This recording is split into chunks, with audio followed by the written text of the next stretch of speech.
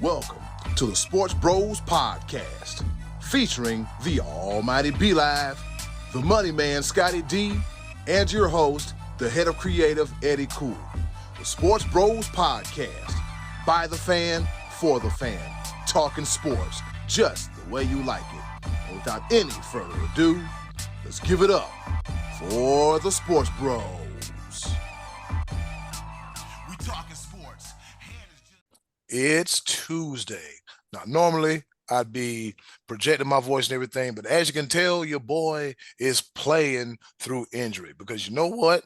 This is the Sports Bros Podcast, your favorite sports podcast, and I'll be damned if I'm going to let a hoarse voice stop me from episode 253 of your favorite sports podcast, none other than the Sports Bros Podcast. I am the HOC, and the H stands for horse. Eddie Cool here, and welcome to another episode of the Sports Bros Podcast. Of all weeks, you know, I've been telling people about my voice sounding like this. I told my guest this at work yesterday. I said, look, for some strange reason, I'm supposed to be going on vacation. I'm going on vacation pretty soon. I said, but for some strange reason, my voice is in Myrtle Beach, but my body is here physically in Ohio. I got to get the two to match up for everything to be good, fine, and dandy. And with that being said, not only do I have one, but two of the best co-hosts in the world. Introducing first, the almighty B-Live. What's happening? What's going on in the world today? Oh, yeah, there's nothing wrong with my voice. Hey, yeah, I know. That was terrible. I can't help myself. That's a horse voice and horse's ass. Take a wild guess who is who. Yeah. I am not even going to be mad at that because I just came in just wrong. But you know what? This is another thing you could tell them. Tell them that you're the understudy for Lawrence Fishburne for the FX series Clipped. Have y'all seen any of that?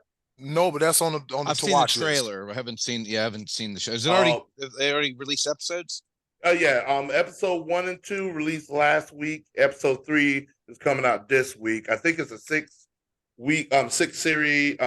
episode series. Mm-hmm. And bruh, Doc Rivers is supposed to be a consultant for the series.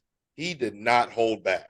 Like, this is like unapologetically Doc Rivers. And I'm like, yo, like, and it looked from the trailer, it looked like Fishburne didn't hold back from the buffet. He's a big version of Doc Rivers. Yeah, Doc was never that chunky. No, he is a little chunky, but I will say that it is an interesting watch, and I'm definitely waiting for episode 3. It really does open your eyes to the mess that goes on behind the scenes. So definitely, I would recommend checking it out. I got tired of seeing the 15,000 commercials between that and Bad Boys for Ride or Die. God, Lord, they spared no change when it came to the marketing department. With that being said, go ahead and introduce the other guys so we can keep it moving, keep it doing what we do. Yes, sir. We're going to keep it moving, grooving, going, and flowing. I made a rhyme. With that being said, he is the other guy, the pride of Washington, Pennsylvania. He is the one, the only, the money man, Scotty D. How she's a brick house. She's mighty, letting it all hang out. You wrong for that one. Yeah, B-Live coming off of his birthday weekend, and I'm sure he sang Brick House somewhere along the way. He had to. He did. Oh, okay. So you're not singing that in reference to a certain player in the NBA Finals? Oh, it does apply. It absolutely does apply. It does apply. I've been itching, waiting to talk about this. Can we just jump into it, Eddie? Cool. Let's jump in. But I do want to mention. Yes. Dude. I've had enough of the taste great, less filling. They're both commercial. That's on constantly. They're both. Enough. We got a Yankee great, Scotty D, Jorge Posada, and then Big Papi, and then that actor. What did he play on? He played on something. He just looks so damn familiar. Was it? I think it's Luke Wilson is the first one, and then the guy's yelling from the hot dog stand or something. It's enough of that. Yeah, it's hilarious. But anyways, let's go ahead and hop right into it. The top of the order. All right, let's get this thing started. Here it is, the top of the order. The Dallas Mavericks went into TD Bank Garden, and they are down 2-0 against the Eastern Conference champions Boston Celtics in the NBA Finals. Game one, Boston unveiled their secret weapon by the name of Kristaps Porzingis, and he was doing everything. When I say everything, I mean everything. I hate to steal that line from somebody, but truly, Kristaps Porzingis was doing everything, and he proves to be the X factor. And fellas, and then last night, the Mavericks, they didn't lose by a whole lot, but yeah, they still can't shake that monkey off that back in TD Bank Garden. So with that being said, Scotty D, what say you about the series so far, and what has to happen Game 3 Thursday night in Dallas? Well, we expect if the Celtics are going to win, you got your two big guys, Tatum and Brown, and you need that third guy to step up. And Porzingis did that in the first game. Dallas, you kind of figure the same way. You got Kyrie and Luka, and they're going to need a third guy. Only their second guy is not stepping up. Kyrie is not playing good at all. He's playing terrible. He's terrible. I thought he was supposed to be good. Didn't you guys tell me this was a good basketball player? He's not playing good right now. He is laying brick after brick from downtown. And as I mentioned, what I thought, who did they play? Minnesota. Minnesota should have done the previous series was make Luka play defense. The Celtics seem to be doing that a little bit. Luka was a little gassed there in that opening game. Looked a little bit better at least in the first half of game 2. But if you're going to be competitive to win a championship, you got to have your two stars. And man, you got to make free throws. That's embarrassing, Dallas. You lost by 7 and you missed 8 free throws. Even if you make just half of what you missed, then it's a different game at the end. It's a different ending to the game. You're right there. You're either tied, down 1, down a bucket. Make free throws, guys. Come on, man. Do better than that. This series, I'm gonna go. I'll get on that later. Go ahead, B-Live. Tell me tell me your thoughts. You're chomping on it. Oh my goodness. Here's the thing, because I said last week, and I hate when I tell you I hate being wrong, and I hate when I say something and the team says, you know what, B-Live said this point, gave us praise. We're going to do the exact opposite of what he said and to make him look foolish. Now, I picked Boston in 7. They are dangerously close to being Boston in 4, maybe 5. Because I was praising the cohesiveness between Luka and Kyrie. Kyrie has stepped up being the second option, and they've been able to mesh and gel together and been able to share the ball and do amazing things. This Dallas Mavericks team that we've seen in the first 2 games has reverted back to the beginning stages of when Kyrie first got on the team and my doubts of when they picked him up to start with. How would they mesh? How would they gel? Their ball-centric players. And what Boston is doing is making them play iso ball. And that's where Luka has a reputation in the league, and he was just on the cusp. I think he'd already squashed that rumor that people don't want to play with him. He's so ball-centric that it's Luka, and then it's just everybody else. We saw him emerge throughout this season, especially in the postseason. Dallas was the hottest team. Everybody was gelling. Luka was not only handling the ball, he was dishing. And then even in these first 2 games, he's almost averaging a triple-double. But it's almost to the point where Boston says, you know what, Luka, you're going to score your 30. We're going to shut down everybody else. And now with Kyrie shooting horribly, is forcing Luka to revert back to his former self of being ball-heavy, ball-centric, and trying to make everything happen on his own, which in turn leaves out all the other role players, which once again, now they're losing confidence within themselves, and they're reverting back to their former selves.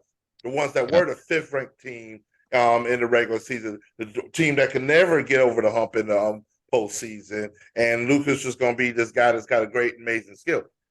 Boston, on the other hand, like I have been saying before, Boston has a team. They're deeper than the Mavs, and on top of that, when Boston's fifth best statistical player is playing better than Dallas's second best player, you have a problem. Drew Holiday is balling. That's a nice little gem to have when Drew Holiday is your fifth best player. Like you got you got the controversy, and it's not even a controversy. People just want to stir it up or something like that. That Jaylen Brown is playing better than Jason Tatum. They're 1 and 2. There it is. Statistically, Porzingis is third. Derek White is fourth. Drew Holiday is fifth, and Drew Holiday has better stats than Kyrie Irving in the first 2 games of this season. This series. That is not a recipe for success. Not now, not ever. So that kind of is feeding into what I was getting ready to say before I turn it over to you, just because I didn't want to take it in a completely different direction before you spoke. But I almost feel like this Boston team is kind of like the I think it was 2004 Pistons team that knocked off Shaq and Kobe. I'm not seeing greatness on the floor from anyone, but I am seeing a really good really good team. The Celtics are playing good team basketball. You don't see, we had years of LeBron and Tim Duncan and Kobe and like these otherworldly players, Stephen Clay, Durant, all these superstar up here level players. And I don't see that on the floor for either team right now. And Boston is playing the better team basketball. They're playing more cohesive, and it's been really evident because, like what you said, the Mavericks seem to be more settled on ISO ball right now than having their superstar trust the rest of their team. Kyrie's not producing and Luke is not trusting anybody else, and really none of them are stepping up. Now, I don't think we're going to see a sweep. I think this is going to change when they get back to Dallas. Kyrie can't be that bad at home. He can't continue to be that bad, can he? I mean, you would suspect a guy who's got the credentials and the experience of an all-star and a champion to be able to flip the switch at home, right? I'll give you this because here's one thing. Karma, I believe, is real. I don't care what anybody says. I believe in karma, and Kyrie built his own karma in Boston, and it's nothing but horrible, nasty. It's the worst kind of karma anyone could ever have, because he is now what, 0 for 12 since he put his boot on top of the of Lucky at in the center court or whatnot. Yep, 0 for 12. So now talking about from downtown, you're talking about from 3-point range, right? No, the last 12 games. Oh. Yeah, the last so he hasn't won in Boston since he left. He has not won it. No, he has not won in Boston since I think he was playing for Brooklyn at the time, and the first time he came back to Boston, he went to the center of the court where they have the mascot. And put his foot down on the mascot as a FU to the fans and everything like that. Ever since then, he has not won in Boston. That is 12 straight losses. So we're gonna see if the real Kyrie will stand up. But you made your bed, you have to sleep in it, and that's that. I don't care. There's not enough sage in the world for him to burn, for him to get that funk out of there. And Boston let him have it. And he might be 0 for 12 from 3, actually. That part too. I want to say he's shooting like 26%. It's ugly. It is ugly, and it's not. What's the worst part about it? It's not like he's shooting 26%, shooting 3 for 10 or something like that. No, it's like 7 for 24. He's like shooting the majority of the shots outside. Like wasted possession after wasted possession. I should have pulled it up. His plus minus has to be horrible. Yeah, and something else I noticed, and the Mavericks on the game 2 on Sunday, they were right there where they were in that like 8 to 10 point bubble, 8 to 12 points. Where they would cut it down a little bit, then go back up. At one point, they were down 8 and with the ball, and Kyrie dribbled out an entire possession and then turned it over, and that was with like maybe 2 minutes to go in the game. So not just him, but the whole Dallas team, they're turning the ball over as well, and that's. I mean, it's championship. You can't give the other team extra possessions like that. You just can't do that. Absolutely not. Yeah, you really can't do that because I'm looking towards the end of the game. I'm like, oh, this might be it. I said, oh, Dallas, they're coming back. They creeping back in. They coming back. I was like, and and then how about the block by Derek White and Jaylen Brown to pretty much seal the game last night. Well, we know that Jaylen Brown is a little bit of pushing the back. They didn't call that. They went ahead and let him play.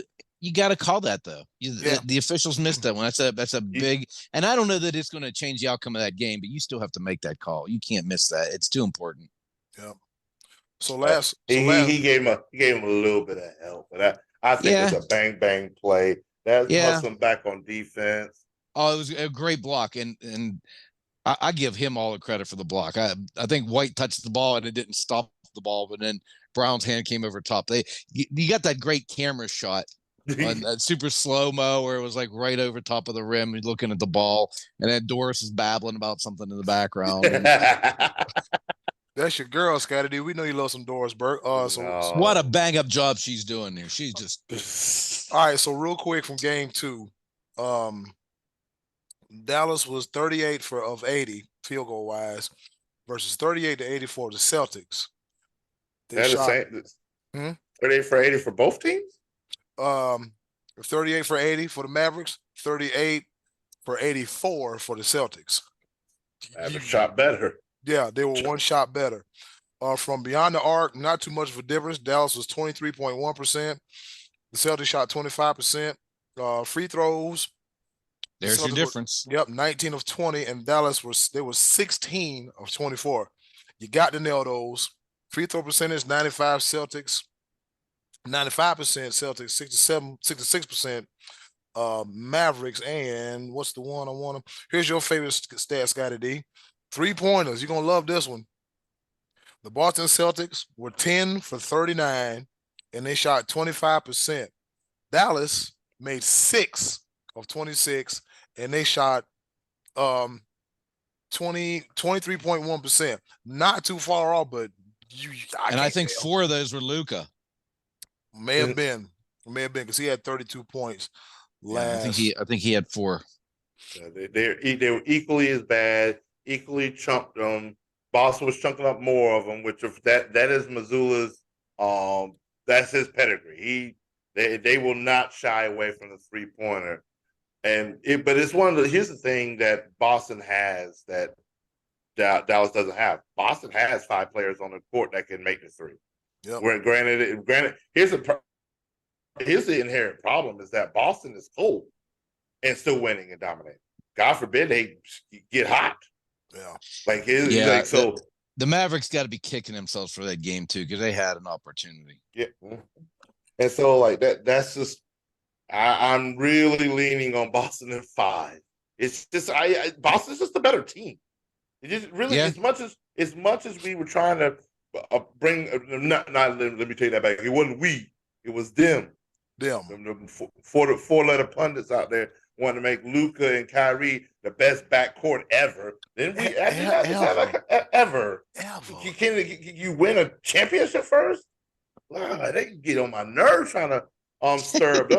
It doesn't make any sense. Why are you trying to give these cats way more credit than they've even earned? Let them win the championship first. Then, while we're in the off season, then we can praise them for everything that they've done. Right now, let's say, hey, they're doing a good job. Let's see if they can come like this and bring it together for a championship. Right now, Luka and Kyrie don't look nowhere near as close to heck. They got a better backcourt in Boston than they do in Dallas. Right now, same court. Y'all trying to make them the best ever. They can't even be the best right now. Isn't this Luka and Kyrie's first solid year together? Because didn't Kyrie come over in the middle of last season? Yeah, that is correct. That is absolutely correct. And I said, and I specifically said this. I said they're a year early. I said they're a year early. Said that. So that's what I said. This is their Dallas is playing with house money but I mean, the house always wins. Like you got a little bit. You made a little piece of change. They done investigated you. They're like, okay, you're counting cards on the blackjack table. You can't do that anymore. Now you gotta play your hand, and your hand is not as good as what it actually is. So Boston in 5. I said it. Yeah, Boston in 5. I understand it. I understand it, man. I mean, look, looking at the we scored last night. Tatum had 18, Brown had 21, Drew Holiday led our scores to 26, Derek White had 18, and Kristaps Porzingis, the unicorn, the X factor, if you will, he had 12 points as well, too.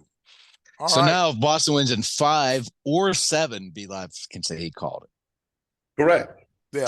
Boston wins in 5 or 7. Either way, he got Boston winning. Call me. And he also mentioned that they could sweep, so he could call that one too. Hey, he's on fire. Covering all bases. Boston in 6 is not looking good. That's the one you don't want. I think Boston steals at least one in Dallas. But I mean, crazy things has happened. Kyrie could come out on fire, and they are still talking trash about Jason Tatum. They still say he ain't finals ready and blah blah blah. And he's like, I'm looking over here like, I think he has to. We really don't need. We don't need Tatum just yet. May not need him at all. We'll see. Kyrie Irving, like Chuck said, hasn't arrived to the finals yet. So we'll have Kyrie Irving for Game 3. He'll be available even if Luka isn't, because he was on the injury chart for his neck, his back, his esophagus, his right pinky toe, and his left patella, tibia, fibula, and cheekbone. All right, cool. Did y'all see the injury report for Luka? No, what was it? What did it say? It was exactly everything I just said. It named every part of his body. And I said, well, daggone it. So everybody's going to be injured against, but he said he came out and played a ball and got a triple-double. He's all right. He's just sore, and his back is especially hurting trying to carry this team. It ain't happening. Kyrie Irving, please come to the rescue. So, and the media is begging for him to show up because they have been praising and apologizing, all kinds of things. But man, see, Eddie, we didn't even need your voice tonight. I was trying to help a brother out. You know, I appreciate it, man. I really do. But yeah, B-Live, I'm pretty sure the members of the media don't like that egg on their face, if you will. Yeah, I'm pretty sure they won't like that egg on their face. All right, let's go ahead and move into our next segment of the show. It's the return of Big Facts and Big Lie. Scotty D will pose us 3 questions, and we have to decide what is big facts or a big old lie. All right, Scotty D, what you got on deck? Yeah, we haven't done this in a good long while, but thought we'd dust this one off for this time of year. So big news coming out last Thursday. I think that was the first day of the NBA Finals. Got overshadowed on the 4-letter network by the fact that Danny Hurley, UConn's back-to-back championship winning coach, might be headed to the Lakers. The Lakers were interested in Hurley, and the feeling was mutual, and he was going to go visit with them. We learned on Monday that Danny Hurley is passing. This was the same route that happened years ago whenever Phil Jackson left the Lakers the first time, and the Lakers were looking at Coach K, and he said, nah, I think I'll stay at Duke. So Danny Hurley is going to stay with UConn. So guys, Danny Hurley skipping out on the Lakers, staying at UConn. Danny Hurley missed a golden opportunity to coach in the NBA. B-Live, big fact, big lie. Let me see. Right now, my pants are on fire. My pants are on fire because this is liar, pants on fire, the biggest of the lies. Dan Hurley has one unique opportunity that hasn't happened since the 60s, if I'm not mistaken, to win back-to-back national championship. I think after you do that, then you could write your own ticket. And I really think at the end of the day, Dan Hurley has plenty of time to write his own ticket. this was a mess to start with. He knew what he was walking into, and like I said, the Lakers are not going to be a good team. They're not. First of all, the mess that's going on behind LeBron James is going to hold the team hostage for the next 2 seasons. Like, oh, what are we going to do with Bron? Like, this is a mess. This is a big lie. So Dan Hurley won't even be able to coach a team like he wants to for the first 2 or 3 years while they try to rebuild with no draft picks. And then on top of that, ESPN should be ashamed of themselves. Absolutely ashamed. Is a travesty, a sham, and a mockery. A Travis sham mockery, as I like to say. They said that they were preparing a lucrative offer for Dan Hurley. Lucrative. This big, ginormous, amazing number. 6 years, $70 million. Not lucrative. Half the league coaches It's pretty make more. good. It's pretty good. Based on the market, I think didn't the Clippers just pay Ty Lue $15 million a year? If you're saying the offer is lucrative, it better be the top 5 in the league. Not even close. So and Dan Hurley's smart enough to know that wasn't lucrative. He was like, yeah, you know what? I'm good, because he's literally a living legend right now when it comes to college basketball, and he could absolutely solidify that. He doesn't even have to win next year.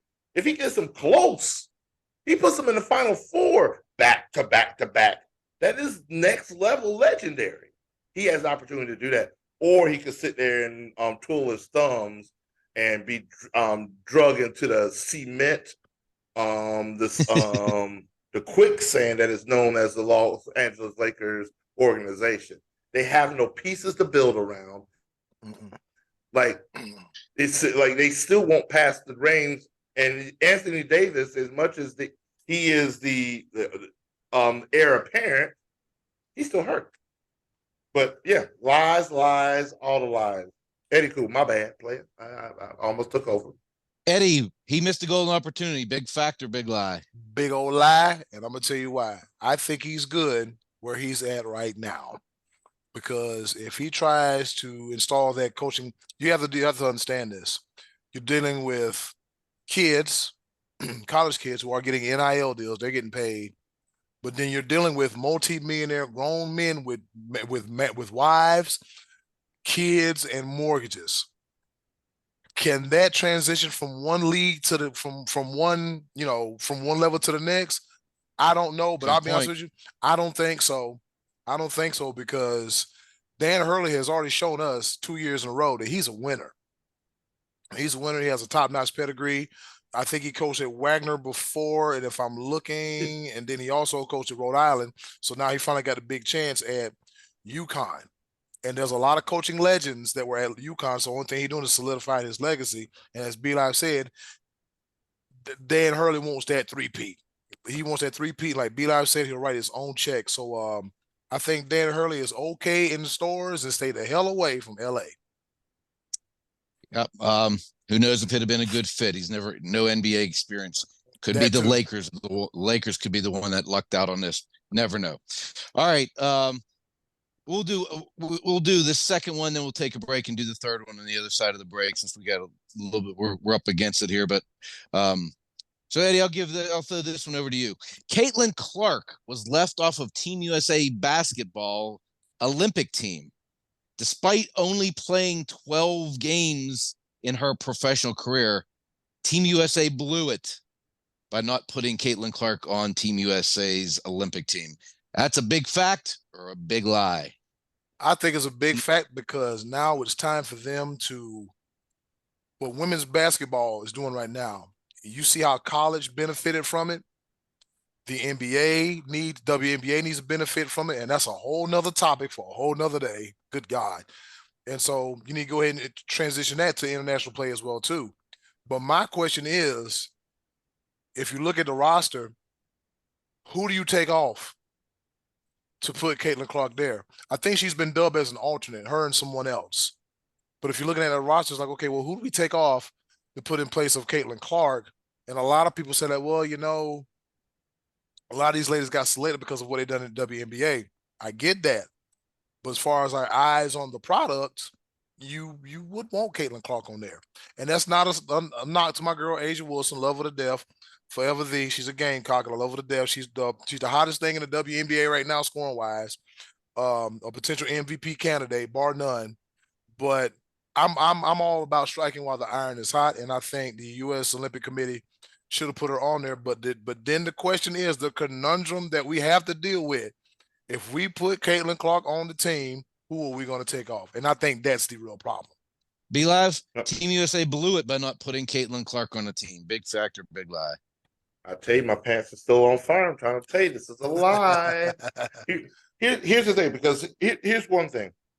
USA basketball, the Olympic team, et cetera, it ain't about ratings. It ain't about the eyes they're going to be on the sport are going to be on the sport regardless. It's not going to garner anything for USA basketball. Making the U.S. Olympic team should always and forever be a matter of integrity, not popularity. Makes sense. Always should be integrity. And so you made a very valid point, Eddie, on who you take off that team to put Caitlin Clark on the team. I'm over here like, if you put Caitlin Clark on this team, how many other WNBA players have you just slapped in the face? ESPN just put out rankings. This is just the rookies, based on stats. And the stats from this year has Cameron Brink number 1, Angel Reese number 2, Kate Martin number 3, Rakia Jackson number 4, Julie Van Loo number 5, Caitlin Clark falls 6. And these are just the rookies. And this is the stats. This is what ESPN touted. But they're going to turn around and be like, oh, USA basketball got it wrong. Pick a side. But then I'm going to throw out another name that also didn't make the team that absolutely should have made the team based on stats. Arike Ogunbowale. Mm-hmm. Wow. Way to pronounce. Yeah, I had to focus. on the first try, I see the smoke. I had to focus. She's second in the league in WNBA in scoring. She's only behind Asia Wilson in scoring. And she got snubbed. She should be on the team. I wouldn't be mad if you took Brittany Griner off the team. But then again, because she's been hurt and all the other stuff, that would be the one I would replace. But then she's a center, and these two are guards. Blah, blah, blah. At the end of the day, Caitlin Clark, she'll get another opportunity. This just ain't the time. Integrity over popularity. WNBA, you figure that out and how to market the girl and market your USA basketball. That's not your job. Put the best players on the court. With or without her, they're going to win gold. Oh, again, also. And so people are saying that, oh, this is a marketing opportunity. No. You're saying that popularity is over integrity, and that's not a thing when it comes to the Olympics. Put the best people on the court. Christian Laettner on the dream team. Isaiah Thomas not on the dream team. There you go. I thought about that too. That was one of the rules in place, that a collegiate player was still to be selected. That wasn't popularity. That was actually a rule set in place. Yeah. Because that was the first year they went to professional players. Yeah. Yep. And they wanted to keep some level of, and that was why Christian Laettner. I thought about it. Trust me, I've done my research. Let's get it. All right. I guess we got to be back we're taking a break and coming back. Yep, we're going to take a quick break. Eddie Cool going to sip some hot tea. But coming up, we got the third topic on Big Facts, Big Lies, right here on the Sports Bros Podcast. You hear that growl? I might keep a voice like this forever. I'm lying. We'll be right back. In the meantime, in between time, check us out on another platform, because we got sports here, sports there, and all that whatnot. But on Wednesday, we just break it down a little bit and we talk about mental health. And we ask everyone to let's check in with the Wellness Check Wednesdays podcast. Feel free to join us. For more information, just check out our Wellness Check Wednesday page on Facebook. Click the link. And of course, let's check in. Check in. See you on Wednesday. We're back at you right here on the Sports Bros Podcast. Had to take a brief break. Almost said brief breath, but you know what I mean. We got to take a little quick time out. I had to get my voice together. And with that being said, we're going to hop into the third and final question of Big Facts and Big Lie. Scotty D, what you got? The Pittsburgh Steelers extended Mike Tomlin through the 2027 season. Tomlin's been with the Steelers 17 years, with the last playoff win coming in 2016. Now, they have the big quarterback situation going on. They brought in Justin Fields. They brought in Russell Wilson. Did the Steelers do – well, let me just say it. The Steelers did the right thing by extending Mike Tomlin. B-Live, big fact or big lie? Oh, man, I got to switch it up. My pants are cooling off. I took the fire extinguisher to them. They're not on fire. This is that's good. I'm not even wearing pants, so that's you're way ahead of me. That's not necessary. All right. I understand we do this on Zoom and we just catch the top part of us. All right, cool. This is a fact. What you get out of this right now is just a semblance of stability. You're not essentially. You're not scrapping the whole team and starting anew. That time is coming up really soon. I believe it's going to come at the tail end of Russell Wilson. I think at some point in time they draft a quarterback that's actually going to be the future of the franchise. I don't think Justin Fields is that actual answer. He has an opportunity where he could shine and rise above and become that guy. He can become that guy. I just don't think he did.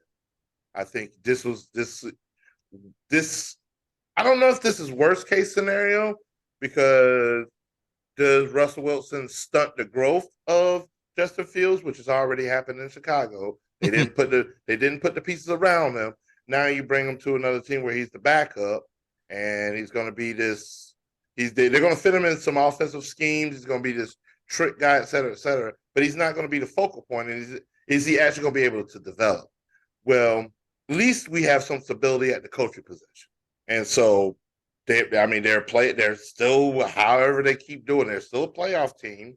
And, this little breath of fresh air with a couple of capable quarterbacks, maybe, sort of, kind of, not really. But at least you have stability at the coach position. And that always gives the Steelers a fighting chance. I think they did the right thing. You don't bring in a new coach with the unknown situation at quarterback. I think that's the worst thing you could do. So pay the man, award him for his stability. And then at some point in time, you do need to focus on the actual future of the team, drafting a actual quarterback and building from there. That time is a couple of years from now. 2027 sounds about right for that move to happen across the board. So, Eddie, cool. The Steelers did the right thing by extending Tomlin. Big fact or big lie? Big fact. And I'm going to tell you why. A few reasons. Number one, Mike Tomlin holds the NFL record for most consecutive non-losing seasons to begin his coaching career. Let's put that in perspective now. 17 years. All right, so let's look at one end of the spectrum or the other. How many head coaches have the Cleveland Browns had in 17 years versus how many head coaches have the Steelers have in 17 years? More or less. But as B-Lab mentioned earlier, the last thing you want to do is bring a new coach into a situation, this quarterback situation. You don't know what you're going to get. You don't know what's going on. Could it be Justin Fields week one? Could it be Russell Wilson? If you ask me, I think it's going to be Russell Wilson week one. Also, on top of that, they got rid of that Matt Canada problem because they only could muster up, 17 points a game on offense. But hopefully with this new resurgence at quarterback, the talent is there. The talent is there for the Steelers and the coaching is there. So I think that it is a big fact that giving Mike Tomlin the extension was a good idea, because if you think about adversity with that team, Mike Tomlin has been through it all. You got to think about it. He's been through the Le'Veon Bell situation, the AB situation, not knowing what to do or what to do with Ben Roethlisberger on the tail end of his career. The defense is solid. They got a lot of key pieces on offense. And so, yeah, it's a big fact that yeah, this big fact is a good thing that Pittsburgh gave him that extension, because if you give it to a rookie coach, year one, out the door. I will respectfully disagree with both of you on that point. I think it's he had 1 year left on his contract. No need to bring this guy back any further if he's not going to win playoff games. And you got new quarterbacks coming in, time for a new regime altogether. Need a breath of fresh air after 17 seasons. That's why I think that was a big lie. That was a good idea. But that's all I got for that time. Huh? Who are you gonna bring in? That's the question. Well, there's a lot of guys that interview for jobs that aren't head coaches. A lot of Wade Phillips, for one. He's a championship coach right now. He's going to the championship. Wade Phillips. Scotty D, that's a retread. That's a retread. You as a Cowboy fan. Danny Hurley. They could have gone after Danny Hurley. Jesus. What about me? Well, might as well. Yeah. You can't talk. You can't talk. You can't coach. You can't talk. I'll just do my best. I'll just do my best Doc Rivers impersonation, which won't take much. There you go. So give me a hell yeah. Oh, hell yeah. Yeah, that's quite funny. But yep, Big Facts, Big Lie. That's another exciting, fun, and wonderful edition of Big Facts and Big Lies. Shout out to Scotty D, because after the NBA playoffs and trying to figure out how to put this show together, sometimes we draw a blank. But you know what? We come together with our creative minds and cohesions and make it do what it do, baby. With that being said, fellas, looking at my phone, because let's face it, I ain't getting watched no time soon. Guess what time it is? What time is it? What's happening? What's going on? Oh, I'm glad you asked this time once again for our favorite portion of the show, the choices of the voices. With that being said, hey, yo, Button, hit it, because I can't holler. Choices of the voices coming at you right here on the Sports Bros Podcast. I'm playing through the pain.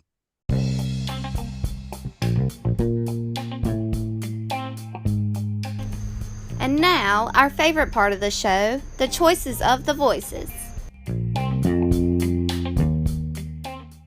Once again, thank you to the wonderful and ever so lovely Miss Button for introducing our favorite portion of the show, the choices of the voices. Where we ask, I appreciate it. I appreciate it. When we ask the question, y'all give us the answer. We talk about it right here on the Sports Bros Podcast. I am blessed because I have two of the best co-hosts in the world. They're helping your boy out, playing through the pain, playing injured. But guess what? We do this for y'all. We do this for y'all. We know we get to appreciate it. Scotty D, what's on tap for this week's choices of the voices? All right, we were talking game sevens this week in any sports. Actually, is the NHL still going on? Are they still playing hockey, by the way? Oh yeah. Oh yeah, they are. We have the longest traveled distance in the Stanley Cup Finals, Miami, Florida to Edmonton. Wow. And Canada looking for their first cup since 1993, the country of Canada. All right, so we're talking game sevens, and there have been quite a few in the history of the Stanley Cup Finals. But we just ask you to shout out some of your favorite or most memorable game sevens. Again, some are very painful. I personally have a game seven that I've never gotten over back in 1992 baseball, the chop on thing. Yeah, that was one that was very painful for me. A lot of game sevens stick in your mind because they decide the whole kit and caboodle. Eddie, what did the people tell us? All right, let's go ahead and see what the people had to say. All right, Trey Dizzle, he said, my most memorable game seven was the seventh game that Dak Prescott sucked, and which was coincidentally also the seventh game he played in. What are the odds? 777. Trey Dizzle, go play the lottery. Not now, but right now, all right? Oh, man. Oh, and shout out to Trey Dizzle. Didn't his daughter graduate school or something? Yeah, she did. Yes, sir. Congratulations. Yep, so the number 7, Dak, bad luck. So that's that for Trey Dizzle. The best name of the game, JoJo Comfort, he said Game 7 of the NBA Western Conference Finals. In the year 2000, the Trailblazers had a stacked team. Was that the Jailblazers? I don't think so. Had a stacked team and led the Lakers late by 15 points. Kobe and Shaq were too much down the stretch and broke hearts in the Pacific Northwest. I'll never forget the lob. Kobe to Shaq, and Shaq come running up the court with his eyes big and his arms down to the side. That was a memory. I remember watching that live. And Because at that point, that was the first year that those two got to the finals together. And you remember they had some trouble getting over the hump before that. They brought Phil Jackson in, and they were off and running. Yeah, once they locked in, as they say, the rest was history. PB, Tony Bogan. Oh, yeah, make sure y'all check out Tapped In with Tony. Be Live is the featured guest on the second most recent episode of Tapped In with Tony. You guys have done a great job on that podcast. I heard it. Good job, B Live. I heard it. Appreciate it, fellas. You said something nice about me. I couldn't believe it. Oh boy, here we go. I was caught up. He was caught up. Caught up in a moment. All right, so Tony Bogan said, my most memorable Game 7 is the time I spent with my dad and uncle seeing the Cavs complete a comeback from a 3-1 hole against the Golden State Warriors. The city was on fire. So that's a good one. All right. That was Kyrie made a shot that night. Yeah. Yep, he made one. Remember, he made one. The block, then the shot. LeBron had a big block and then a big old shot. Yeah, that was actually a very memorable one. That's a good call. Yeah, that was a good one. Brett Gombita, he said the 2017 Senators Penguins Eastern Conference Finals, the double overtime finish. Ooh, that one was a tense night that night. And that goalie from the Senators just absolutely stood on his head, and finally the Penguins in the wee hours of the night got by him and then went on to win the Stanley Cup after getting past the Senators in the East. Yep, the Ottawa Senators. I remember when they used to be good. All right, terrible. Pete Talansky, hadn't seen in a while, brother. What's going on with you? I just have 3 words to explain the best Game 7. My toe. Not my big toe, but Stephon Matteau. And that's when the Rangers, that was the year the Rangers won a cup against the Canucks, right? If I'm not mistaken. Yeah, I think so. 94. Yep. I think that was that year. I remember the announcers screaming, Stephon Matteau. If you're not a hockey fan, you would think we were saying step on my toe, but no. Stephon Matteau. Yes, sir. All right. Matty Ice, he says, 1984, Celtics Lakers, Game 7 for the big win. But for me, the most memorable would be the 2004 Red Sox Conference Series against the Yankees after being down 3 games and behind in Game 4 in the 9th inning. The Sox came from behind and pushed it to a Game 7 and then on to the World Series sweep of the Cardinals. And finally, in my lifetime, break the curse of the Bambino. I'm not going to lie. I was a Red Sox fan that year. I'm like, it's about that time. Delete. Because this is a Matty Ice. This is just a case of him throwing around his Boston fandom, because that Game 7 wasn't even any good. The Red Sox, they dominated the Yankees in that Game 7. That wasn't a good Game 7. He's just rubbing in the fact that the Red Sox won the World Series that year. But I think Johnny Damon hit a grand slam like in the first inning off of Kevin Brown, and it was never a close game. It was pretty much it. The Yanks never came back. Blew a 3-0 lead. And I have a little bit more to say about that coming up a little bit later. All right. All right. With that being said, shout out to everybody for their participation in this week's Choices of the Voices. With that being said, Scotty D, what you got? Memorable Game 7s. Well, I have a couple. I'm going to touch on without getting into the Penguins and the Red Wings in 2009. That was Sidney Crosby's first Stanley Cup, and it was really, they were the underdogs to win that one. The 79 World Series, I barely remember, but I do remember the Pirates beating the Orioles in that one. Then the 88 Lakers and Pistons, when the Lakers actually they were the first team to repeat since like the 60s, and Michael Cooper coming out of his slump and hitting some 3-pointers, and the Lakers actually just barely holding on to win that one. But if we're going to talk Yankees Red Sox, I'm going to go back the prior year to the Aaron Bleepin Boone game, because that was an absolute roller coaster of a night. That game was a phenomenal game just because of the good and bad. The Red Sox were actually up 4-0 in that game in the 4th inning. And then in the 7th inning, after a pair of Jason Giambi home runs, it was 4-2. Big Poppy answered in the top of the 8th. He had a home run off of David Wells, and the score is 5-2 going into the bottom of the 8th. And Pedro Martinez got into all sorts of trouble, and the manager of the Red Sox, Grady Little, came out to pull him out of the game, and he didn't.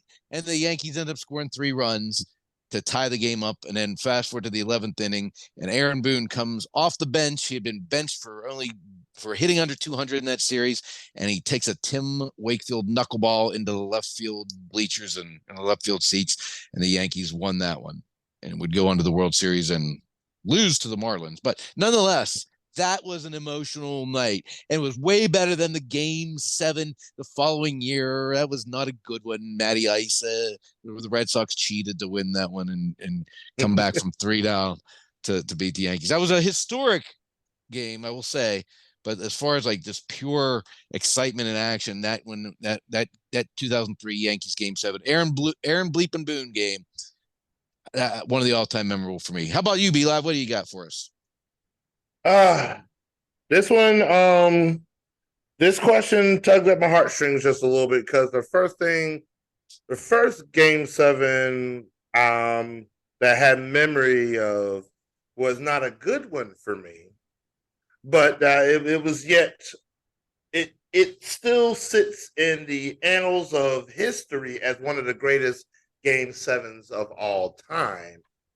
The 1991 World Series between the Minnesota Twins and my Atlanta Braves. This was the coming out, like, this is the Braves after having horrible seasons in the 80s. The 90s were very kind to us. Worst to first. But the Bees so close. And just the pitching matchup, and no runs scored for the first 9 innings. Who pitched for the Braves then? I know it was probably Jack Morris, right, for the Twins? It was Jack Morris for the Twins, and it was John Smoltz for the Braves. And Jack Morris infamously pitched all 10 innings. Yeah. Shut out the Braves for all 10 innings, Game 7 of the World Series, and then they had a walk-off of epic proportion that broke the hearts of everyone in the Southeast, because that's all we had at the time was the Atlanta Braves. But I do have a feel-good Game 7 as well. We're going to go to the 2005-2006 National Hockey League season, where Scotty D aforementioned the Edmonton Oilers trying to win one for old Canada, but they ran into a juggernaut known as my Carolina Hurricanes. That did go to a Game 7 of the Stanley Cup, and Carolina won 3-1 to bring our only lone Stanley Cup title championship, that beautiful trophy, home to Raleigh, North Carolina. That was 2 very memorable Game 7s for me in my history. Eddie Cool, what say you? And thank you for not going to 92, Sid Bream, Francisco Cabrera. Thank you for that. That's also sort of, I was like, ooh, he mentioned I had that 91, and I was like, oh well. Yeah. I can, but come on, that Game 7 of that, like, is arguably one of the greatest of all time. That series, and man, oh man, it hurt, but it's okay. We got our get back in 95. We good. We got one, and then ran into your Yankees for the rest of the daggone. That's why I'm freaking Yankees. Got killed. Killed. So I'm at the road with Tony Bogan. Man. That Game 7 with the Cavs on the road in Golden State to get the win on the road of all places. Because I don't know if you remember, we're not that too far away, removed from it, but the Oracle Arena was a real tough place to play, man. The energy was hot. The energy was heavy, man. Like, I've watched a lot of sporting events on TV, and I think I was living with my brother in Atlanta at the time. And he had the surround sound on, and it was just loud. But I've never heard a building so quiet when LeBron blocked that shot. I think it was Sean. I think it was an Andre Iguodala shot, and then he kicked it to Kyrie Irving back on the other end, and then Kyrie hit that. It was the shot. No, it was a block. Then the shot. Oh man. I think you might have been right the first. I think maybe it was Livingston.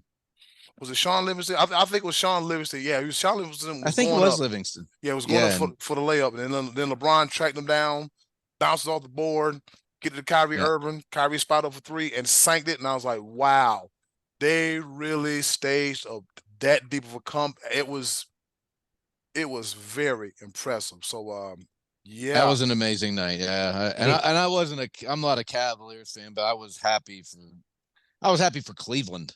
Yeah, to have that taste of a championship at the pro level. Cleveland, this is for you. And in a few short weeks, I'd be up here, and the city is still buzzing, man. This is a prideful city. When they win, you hear about it, and deservedly so. So hopefully the Browns will get on track. But nevertheless, man, Cleveland, Game 7 on the road on the West Coast, getting that Game 7 win against the Golden State Warriors.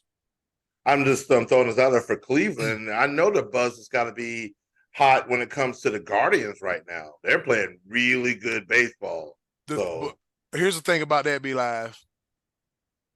Ryan here, don't get your hopes up too high. Do not get your hopes up too high, because you kick all this. That hurt. You kick all this butt in the first part of the season. And then the second part of the season, right towards that last month and a half, it starts doing this, and then the wheels fall off. And then there's like, what I learned about up here in Cleveland, you don't get too happy about these teams. I'm like, look, I said, you guys should be happy. I was like, nope. We don't get too happy. I'm like, all right. Damn, that's a tough way to live. Such a tough way to. I'll tell you, man. Excuse me. Yeah, speaking of tough ways to live, yeah. I'm a Pirate fan. What do we say at the first week of the season? Hey, Scotty D, your Pirates are 500. Oh boy! Scott said, "Just wait a damn minute. Hold up, wait a minute." And that's sort of where they sit right now. I don't know what to tell you. Oh man, things happen. All right, Scotty D, what's on tap for next week? Okay, so we're coming up on Father's Day, and I just thought we'd throw out a question to you to ask some of your favorite all-time father-son combinations in sports. Not necessarily the best, but maybe your favorite. I mean, it's hard to compete with some like the Bonzes and the Griffeys, and some of those are the better ones. But there have been others who maybe didn't achieve quite, or one or the other didn't achieve quite as much.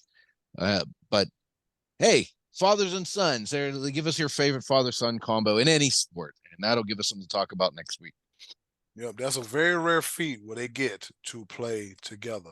Coming up next, be live. Grab that pepper grinder, because it's time for Around the Pepper. Coming at you right here on the Sports Bros Podcast.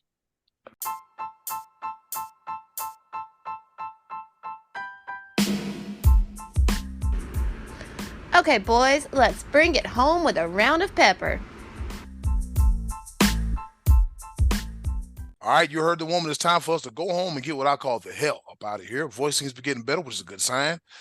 With that being said, it's time for a round of pepper. You know how we do it. 3 topics, rapid fire style, kind of, sort of, not really, here to engage, enlighten, educate, and entertain. And I'm going to need some more hot tea in no particular order. With that being said, I'll go first. On this day in history, back in 1990, the Ryan Express, the Rockets, not the Rocket, but the Ryan Express, Nolan Ryan pitches his 6th no-hitter, beating Oakland in the 9th, and he retires Ken Phelps, Ricky Henderson, and Willie Randolph. Scotty D, what do those 3 guys have in common?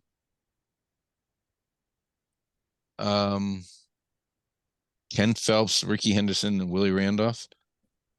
All right, they're all Pirates at some point. No. Ricky Henderson? No. Oakland A's? Mm-mm. But I don't know nothing. They were playing for Oakland, right? This is against Oakland. They were playing for Oakland, but at one point, all 3 men all played for the New York Yankees. Yeah. Yep. We get lost in all the teams that Scotty D roots for. So, I mean, I was going to say they were black. They were all. Oh Lord, over you, Scotty. They were all black guys. Yeah, they were. They were all very good players. Good. Over Ricky you. Henderson's like one of my all-time favorites. That's the dude. I'm a steal second base, and ain't nothing you could do about it. All right. Yeah. Over to you, Scotty D. This past Sunday, Scotty Scheffler won the Memorial with one-shot win over Colin Morikawa.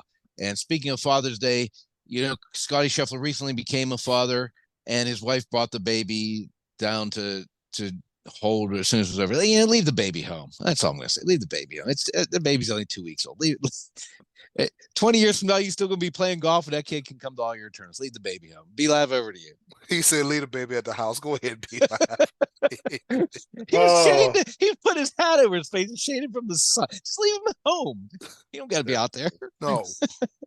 All right. Well, in the world of college baseball, it is coming down to an all-out conference showdown, because it's already confirmed that it's all either ACC or SEC. One is there are 9 teams that are still in the running for the College World Series, and when we publish this on Tuesday, the 8th spot for the College World Series will be finalized, because the last game today at 7 p.m. is NC State versus Georgia. But as it sits, SEC has Florida, Tennessee, Texas A&M, and Kentucky already in, and the ACC has FSU, Virginia, and UNC. One team that is not in there is my beloved Clemson Tigers. And the way that we lost is etched in history, because I've never in my life seen a game that we were so up against the umpires. It was ridiculous.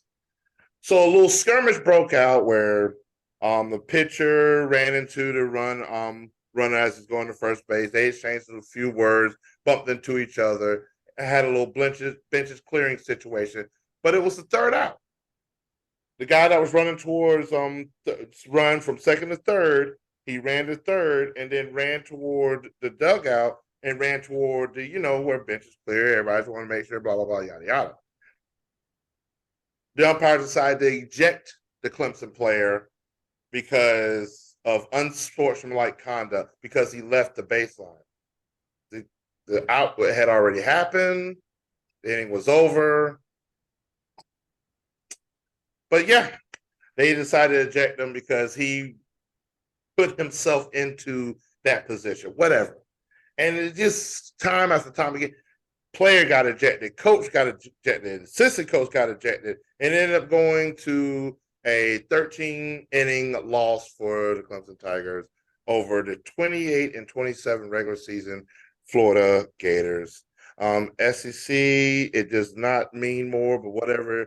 At the end of the day, it's going to be ACC versus SEC in the College World Series. No other conferences are even remotely close. Eddie Cool, the ball.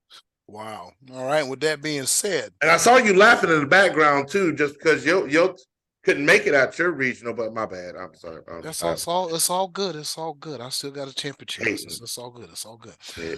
All right. So, fellas, let's talk about Iowa State's quarterback Rocco Becht. All right.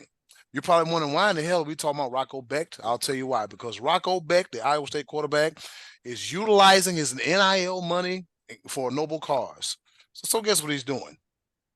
What he's doing, according to a statement from We Will Collective, Becht is using his NIL money to fund a football camp for kids. Now, that's a great way to use the money and give back to the community. You know what? Bravo to Anthony, not Anthony Becht. I think his daddy is Anthony Becht, but bravo to Rocco Becht for taking his money and giving back to the community, as you all should. Over to you, Scotty D. I went to see Shohei last week, boys. I went to PNC Park to see Shohei Ohtani, and he struck out twice and grounded into a double play against Jared Jones. The Buccos playing some good baseball. They took 2-3 off the Dodgers, 2-3 off the Twins, and just a couple weeks ago, 2-3 off the Braves in the unfortunate final game of the season for Ronald Acuna. God, I hated that. I hated that. Honestly, I didn't like that. I'm not a Braves fan, but I did not like that. But anyway, the Buccos won that game 1-0 in 8th thriller. Be Live, over to you. As the Pirates still sit in last place in the Central Division. All right, cool. On a roll, baby. Here they come. Well, we've talked about it briefly, and Eddie Koo just opined a little bit on the NIL, but we briefly talked about it, but the people are suing the NCAA. They settled $2.8 billion, go to past players and blah, blah, blah. And now schools are now allowed to pay their players. Now, from what it looks like, it's going to be roughly $20 million per year starting in 2025. So it is a balanced scale as far as like what schools are paying the players. Only thing about it, how many schools out there out of the X amount of teams or whatever has $20 million to distribute to their players? And then what does that call for schools that don't have that major football program? Do they also get to pay $20 million? So therefore they get to pay more to their basketball players? So your mid-major teams have more money to spend on said athletics? Who actually gets paid? How much? Where? When? Does it extend past football, basketball, and baseball? Yeah, whatever. Nobody knows. Good job, NCAA. You have no idea what the hell you're doing. Eddie Koo, the ball. All right, third and final pepper point. We'll give a big happy birthday shout out upstairs, up in heaven, to Vince Lombardi, because on this day in history he was born. Today is his birthday. The American pro football coach. He's in the Hall of Fame, of course, with the Green Bay Packers from 59 to 67. He was the coach of the year in 1959. 1961, he won Super Bowl 1 and 2, and he was born in Brooklyn, New York. The namesake of the championship trophy was born on this day back in 1913. Over to you, Scotty D. Last week, within an hour after finishing our podcast, I learned that Larry Allen passed away, former Dallas Cowboy. And just wanted to give a shout out to him because he was a stud. He was a big. I remember when the Cowboys drafted him, someone come up to me and said, "Where is Sonoma State? Never heard of this place or this guy before." And he would go on to be a Hall of Famer. And y'all remember the memorable Sunday night game where he tracked down the player from behind for the Saints along the sideline. Just wanted to give a shout out. I hated to hear about the news. 52 years old, Larry Allen. Be Live, finish us up here. Oh man, and to the Walton family as well for their loss. I think we briefly opined on that. All right. Do you fellas remember?